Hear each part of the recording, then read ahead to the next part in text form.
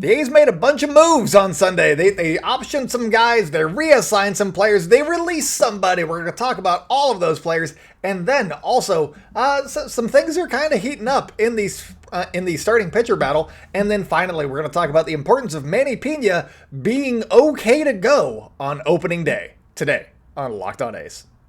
How's it going, A's fans? And welcome to episode 541 of the Locked On A's podcast, part of the Locked On Podcast Network, your team every day. I'm your host, noted baseball fan Jason Burke, and on today's show, we are going to be talking about Hogan Harris and J.J. Bleday and all of the players that were optioned, as well as Lawrence Butler. And then we're going to talk about just like the importance of some of that stuff. A couple of guys got reassigned, but they could be up a little bit later this season. And then in the second segment, we're talking about James Kaprielian making his first spring start.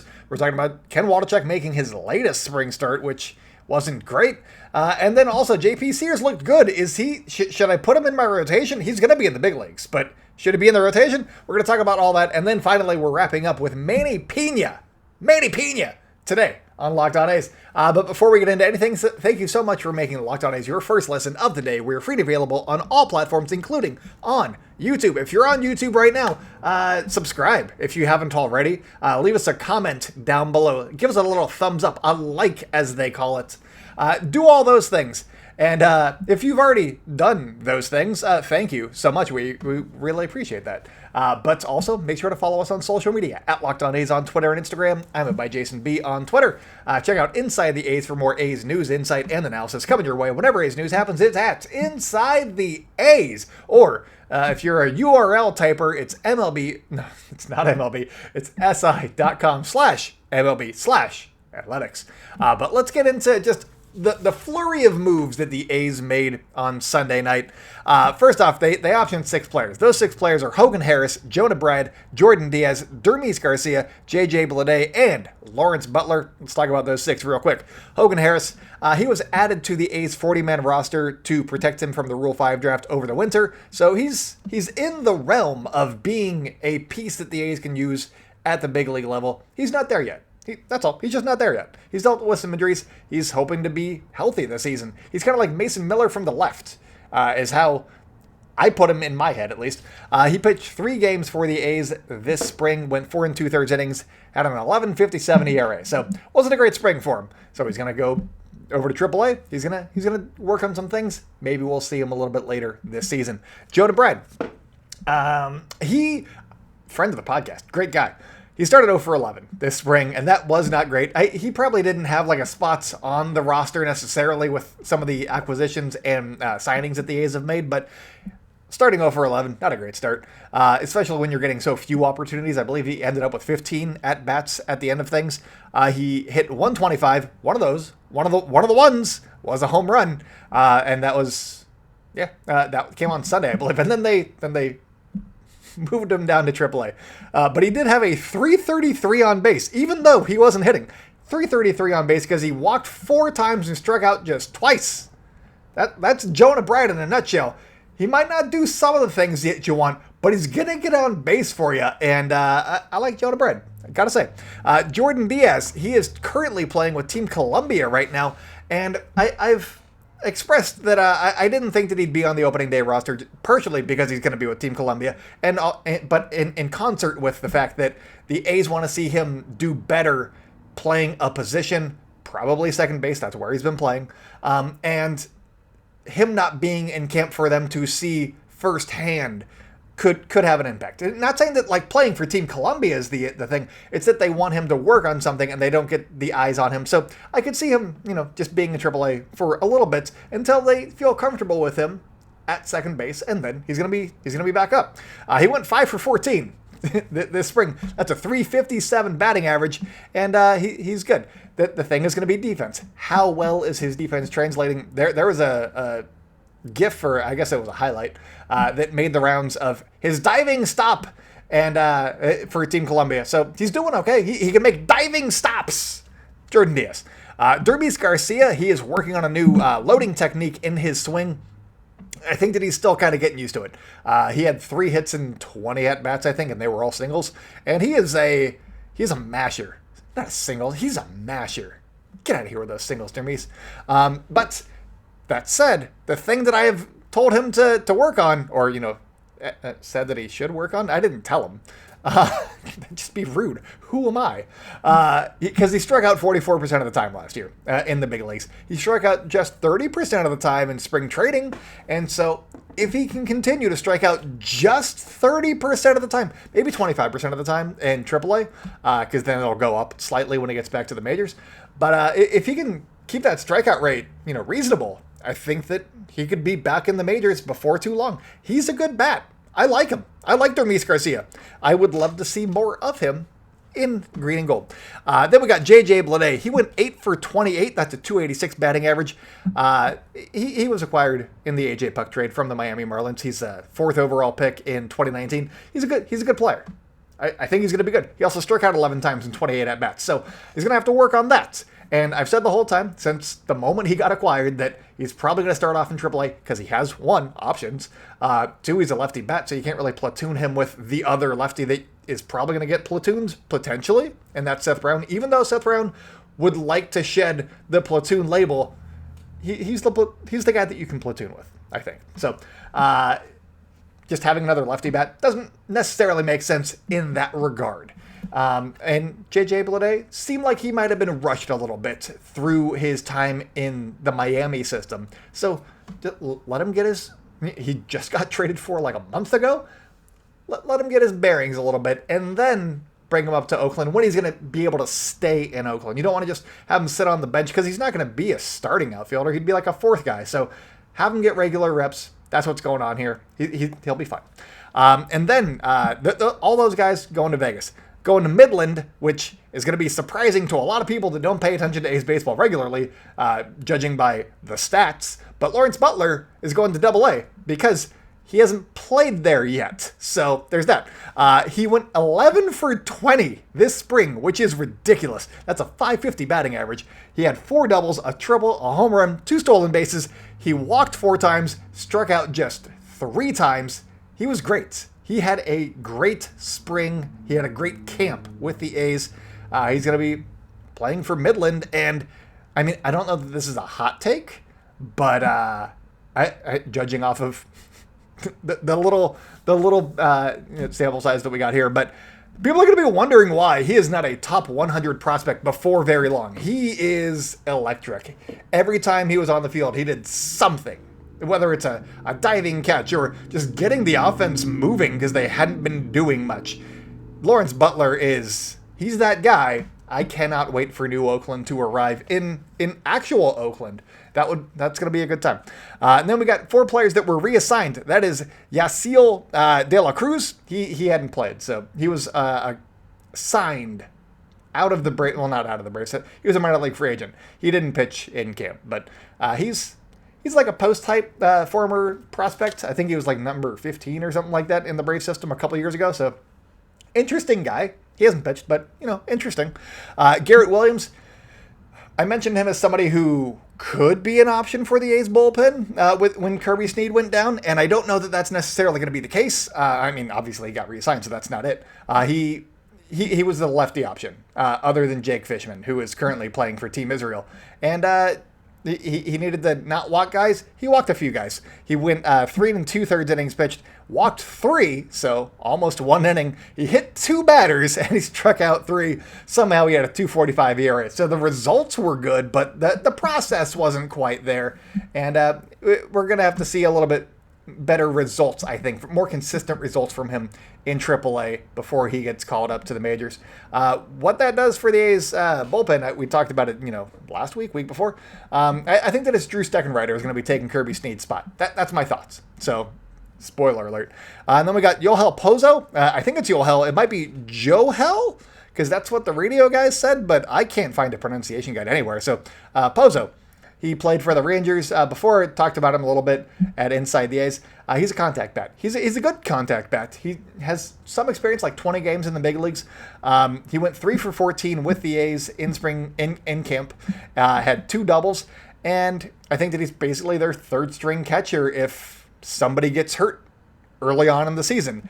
There are other options, I think, and we'll I'm just going to plug it later. I wrote about the A's catching depth currently over at Inside the A's. So go check out that piece. I think it's titled something like Manny Pina set to return, and that's kind of what we're going to be talking about in the third segment. But I also went in depth a little bit on the A's catcher depth, and basically if somebody goes down, what the timing for each player to get called up would be. And I think Pozo was first in line, but only for the next couple of months, potentially. So that's something to keep in mind. And then last player that got reassigned was Trenton Brooks.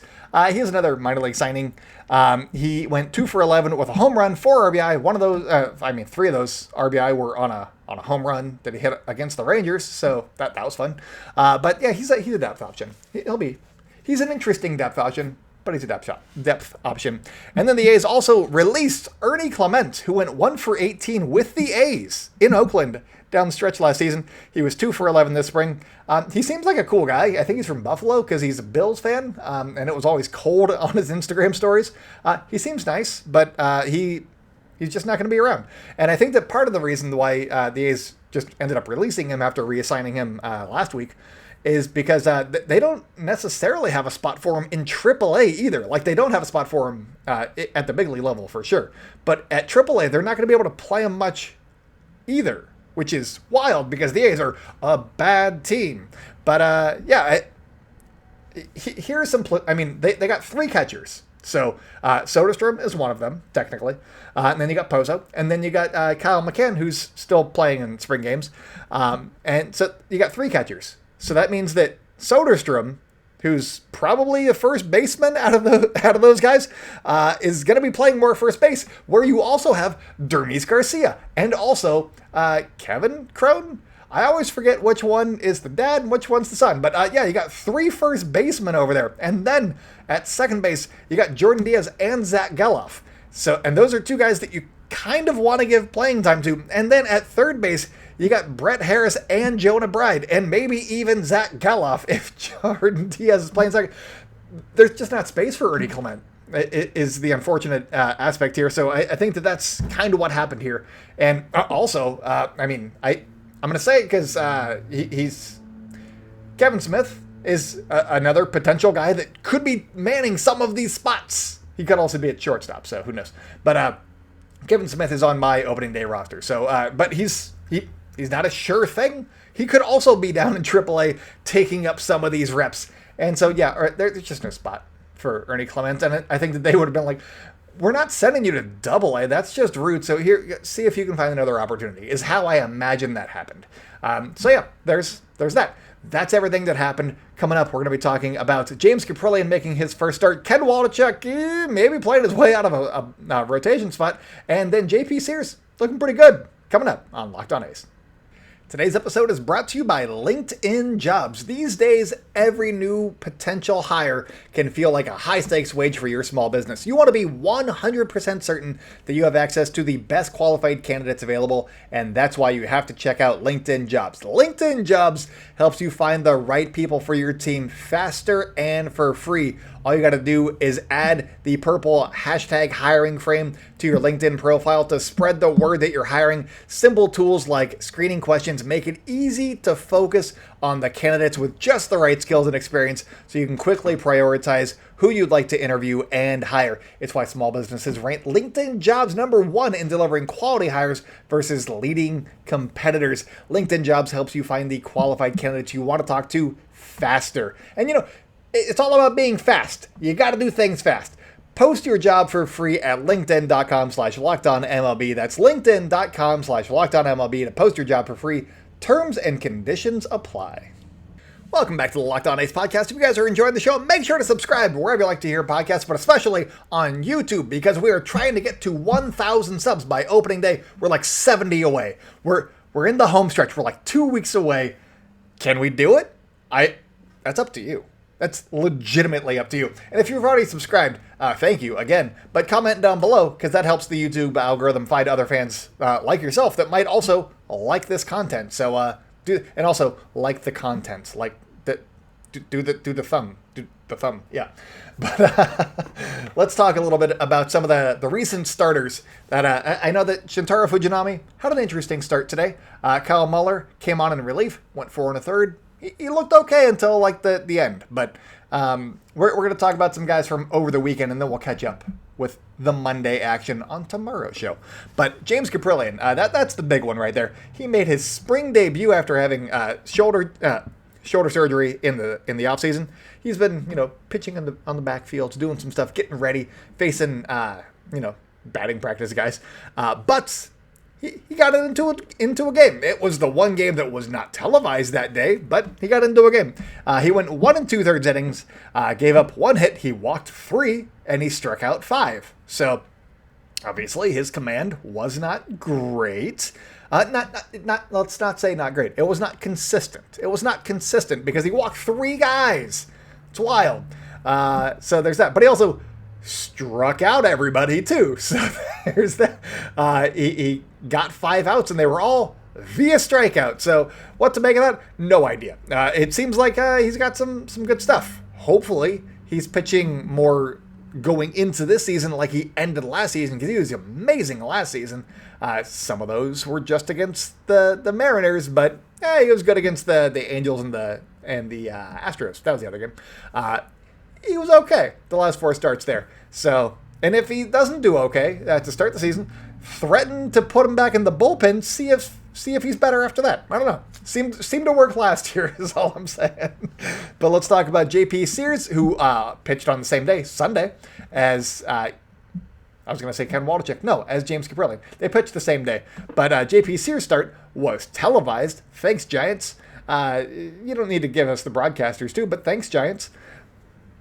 Also, is Hunter Pence in their booth now? Is he doing that now or no? I don't really care. I'm not going to watch more Giants games because Hunter Pence is there. I just thought it was interesting. Anyways, J.P. Sears, he went 5 innings pitched, which is solid. That's what you want to see from a pitcher at this point in camp. He was effective with his pitches. We'll talk about that here in a second. But he gave up 3 hits, 2 runs, walked 1, struck out 6. Not bad for J.P. Sears. Wilmer Flores was really his nemesis in this game, because Wilmer Flores went 2 for 2 with a home run and 2 RBI. That's basically the blemishes on J.P. Sears' record right there, except for the 1 walk. He walked 1 other guy. And then one of the hits, I believe, I forget, there was one guy in the 5th inning. He let them on. I think it might have been the walk. And then he immediately picked them off. He didn't even throw a pitch. He just picked the guy off. And that was it. That was the inning. And I thought that was really funny. So really, Wilmer Flores did a number on J.P. Sears. And I believe that Wilmer Flores is a lefty masher, if I'm not mistaken. I might be mistaken, but I don't think I am. So, that's Wilmer Flores for you, I guess. J.P. Sears looked really good. Could he be part of the rotation? I mean, if he pitches like that, maybe.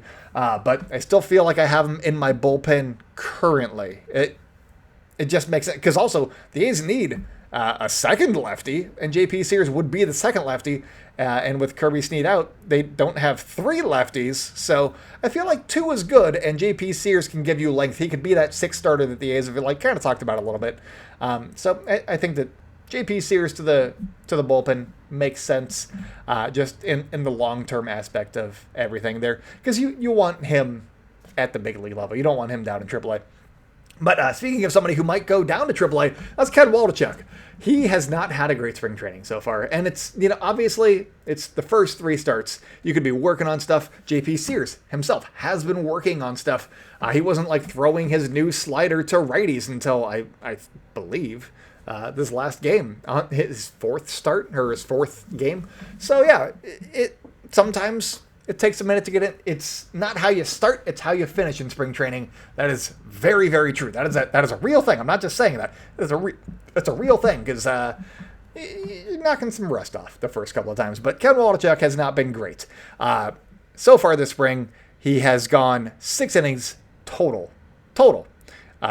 Keep in mind, J.P. Sears just went 5 in his last start. Ken Waldichuk has gone 6 total, 9 hits, 7 walks. That's the concerning part right there. He struck out just 4. So none of that's great. And so that led to a 267 whip. And that small sample size, obviously. Very small sample size. But 9 hits and 7 walks. That is 16 guys on base in 6 innings. I didn't even look up if he hit anybody. So that's not great. And his last start, it was slightly better, I guess, because he went 3 1/3. That's great. But he gave up 4 hits, 4 runs, walked 3, struck out just 1. And it's concerning. Last time it was, I don't know that he's, being economical with his pitches. Now it's still that, but it's the walks that I'm concerned about. I don't know. It is how he does in his next start, I guess, is going to determine a lot for me if I'm fully taking him out. Because right now, he's off to the side, and there's just nobody in that 5th spot. There's some options. There's definitely some options because right now it looks as though it could come down to either Kyle Muller or Adam Oller. Both of those guys have done fairly well. Muller is, a lefty, and the A's could use a lefty in the rotation. So I could see them doing that. They could also put JP Sears there because he's pitched well. But Adam Oller, he's got the experience and he's looked like a new pitcher. I don't think that you should take him out of contention because of his handedness. Adam Oller's looked really good, so it could be Adam Oller's game to lose right now, but we're going to see how the next couple of weeks go. Everybody's got probably 3 more appearances, 3 more starts to get some more action in, so we'll see what happens there. But coming up, we're talking about Manny Piña and why he's important to the A's in 2023. There were some minor technical difficulties there, so I'm going to read this ad again. Today's ad is brought to you by Built Bar. The Built March Madness bracket is here, and we know that you have a favorite bar or puff, and now is your time to make it count. Go to BuiltMarchMadness.com to vote for your favorites. I'm going to be voting for the Coconut Brownie Chunk Bar because it's absolutely amazing. And if you want the A's to win, then you'll be voting for that bar as well. Support your team, support your bar or puff, and when you vote for your favorite bar or puff, you will be entered into a drawing where 50 lucky Locked On listeners will get a free box of Built. Not only that, but 1 lucky fan will win a 12-month subscription to Built to have Built's best bars or puffs delivered monthly straight to your door. You got to try Built. Built is the best protein bar ever. Seriously, they're so amazing that you won't even know that they're good for you. What makes Builts and Puffs so good? Well, for starters, they are covered in they're covered in chocolate, but they're high in protein and low in sugar as well. That's right. Real chocolate and protein and not a lot of sugar. They're great for you guys. So run to BuiltMarchMadness.com right now to vote for your favorite bar or puff and pick up a box while you're there. You can vote for your favorite every day in March, so hop in and support your pick. Everybody has a favorite Built bar. What's yours? Welcome back to the Locked On A's podcast. If you guys are enjoying the show, make sure to subscribe wherever you like to hear podcasts. Follow us on social media at Locked On A's on Twitter and Instagram. I'm a by Jason B on Twitter. Check out Inside the A's for more A's news, insight, and analysis coming your way whenever A's news happens. It's at Inside the A's or si.com/lockedons. That was bad. si.com/MLB/athletics. Could you tell that I just did an ad read right there? And I was like, yeah, everything's just /locked on. Also, I thought that I hit unpause before I read that ad read twice. I didn't. So there was a weird I was like, oh no, I'm live again. So sorry about that. But I don't know how to edit video, so here we are. Anyways, let's talk about Manny Piña, you guys. Then we'll just get the heck out of here and go about our weeks. Manny Piña is set to play on Tuesday, according to Matt Kawahara of the San Francisco Chronicle. It was at the bottom of one of his pieces in the Briefly tab. I find those things very informative. I like Briefly tabs. He was acquired in the Sean Murphy trade. He's a catcher, okay? He's a 35-year-old catcher. That's what you need to know. He was acquired in the Sean Murphy deal. That's something else you need to know. And he's basically brought in to be the veteran presence as a backstop behind Shea Langoliers. That's his role, is just back up Shea Langoliers, provide insight, and be good sometimes. That's all he needs to do, and stay healthy. That's going to be potentially the tricky part. He missed all of last season due to a wrist injury. He had wrist surgery, missed the whole season. He had surgery in May, I believe, like May 11th. So he was out for a while, and he didn't play a lot before that. In 2021, that's the last season that he did play, he hit 189, which doesn't sound great, but it gets better.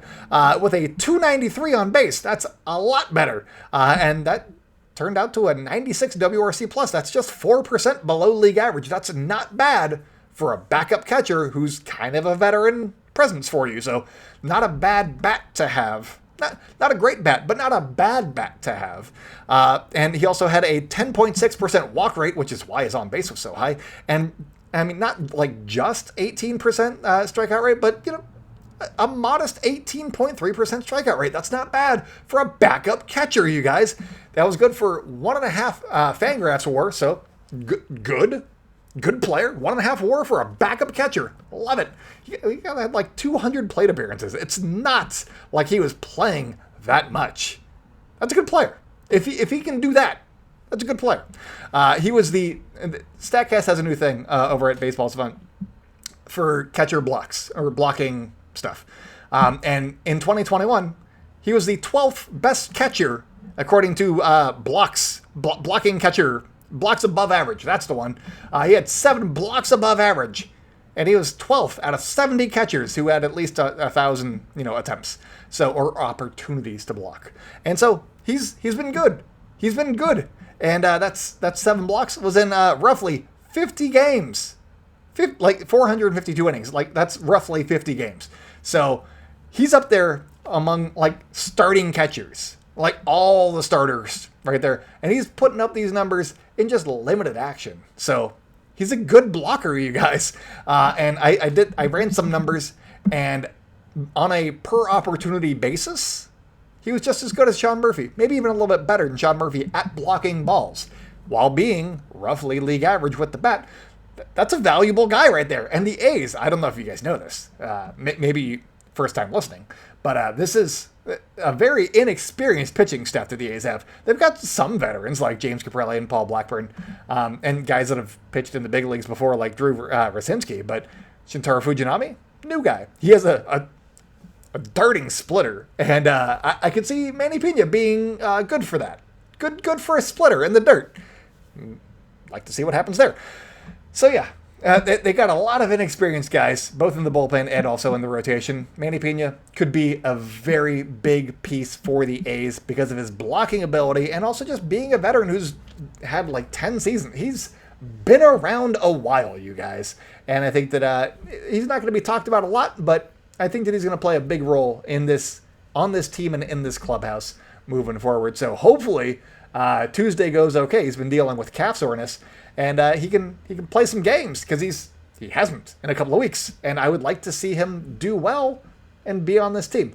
If he's not, and him or Shea Lingelers goes down at some point this season, I got a whole piece over at Inside the A's talking about the A's catcher depth because they only got 2 guys on the 40-man roster right now that are technically catchers. Jonah Bryan he's had some catching experience, but is he going to be like brought up to be one of the A's catchers? No. But I didn't mention him in the piece either. So the A's got some catcher options, but when an injury occurs would have a big role, I think, in who gets called up. So go over to Inside the A's or si.com/MLB/athletics and read that one, or just follow Inside the A's on Twitter. It's at Inside the A's. All the articles are up over there, or at by Jason B for me, or at Locked On A's. I tweet them from all of them. Just follow all of them. Then you'll never miss an article that way. But thank you guys so much for making the Locked On A's your first listen of the day. Again, subscribe to the YouTube channel because that really helps. We're trying to get to 1,000 subs by opening day. But for your second listen, go check out Locked On Fantasy Baseball. Win your league by listening to Matt and Dom every day as they bring you the best fantasy draft strategies. Find Locked On Fantasy Baseball wherever you get your podcasts and on YouTube, part of the Locked On Podcast Network, your team every day. But that's all that I got for you guys today. So until next time, go out and celebrate good times, A's fans. I will talk to you tomorrow.